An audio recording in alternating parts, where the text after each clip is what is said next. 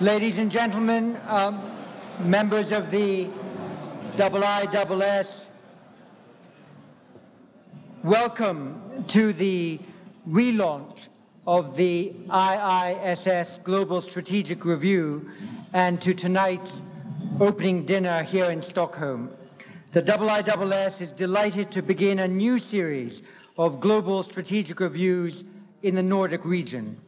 On behalf of the international membership of the IISS, I want warmly to thank the governments of Sweden and Norway for agreeing to support the GSR this year and next year, and we would hope further into the future.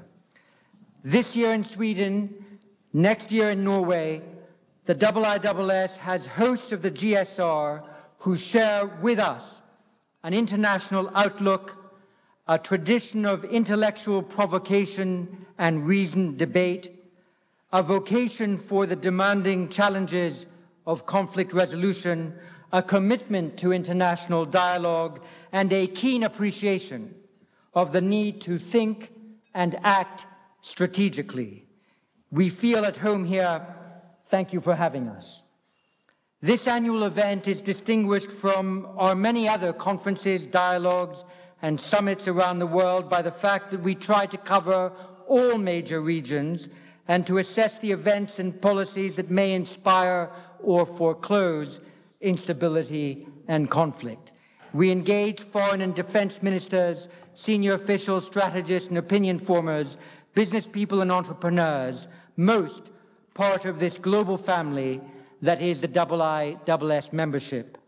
Each has something to contribute to the development of sounder policy, because at this time that power is becoming more diffuse, even foreign and security policy is to a degree becoming privatized. Governments are losing the fuller control they may have had in the past on directing foreign policy outcomes. The IISS argued in Strategic Survey, launched last week, that the abiding impression of international affairs in 2013 was of a constant flow of events that political leaders, governments, international organizations, opinion formers, and people of all kinds were doing their best simply to manage. It was the year of living tactically. Frustration was regularly expressed about the insolubility of conflicts, the iterative management of international tensions, and the quick fixes that at best bought time for other unsatisfactory approaches. This amounted to a loud lament that strategy, let alone grand strategy, was now impossible. It was not only that the 24-hour news cycle and the dominance of social media commentary bled away the capacity for perspective and long-term planning. The lack of strategy derived also from a failure of leadership and a reluctance to pursue grander designs that might deliver longer-term or more lasting dividends. One of the largest challenges today for governments is the development of a sustainable foreign policy when the demands of crisis management seem so intense.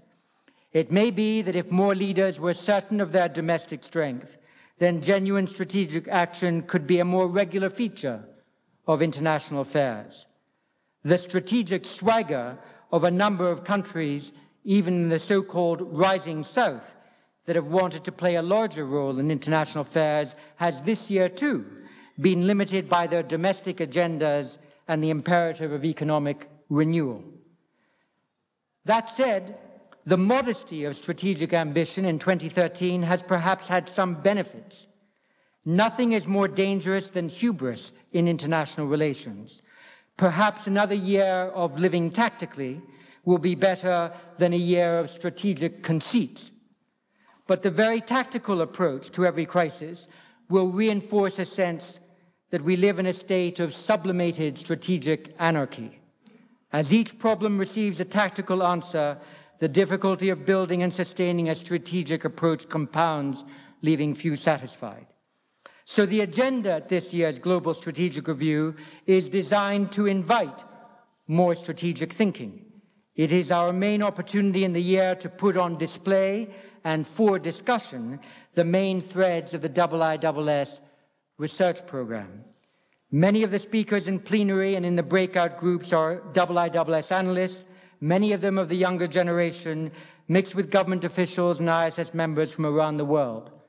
Energy security, cyber challenges, climate change, European defense, defense cooperation, international companies and foreign policy are among our themes as we look at political risk in Asia, Eurasia, the Middle East, Latin America, Africa, and the Arctic. All these subjects are part of our research activity. We look forward to your input.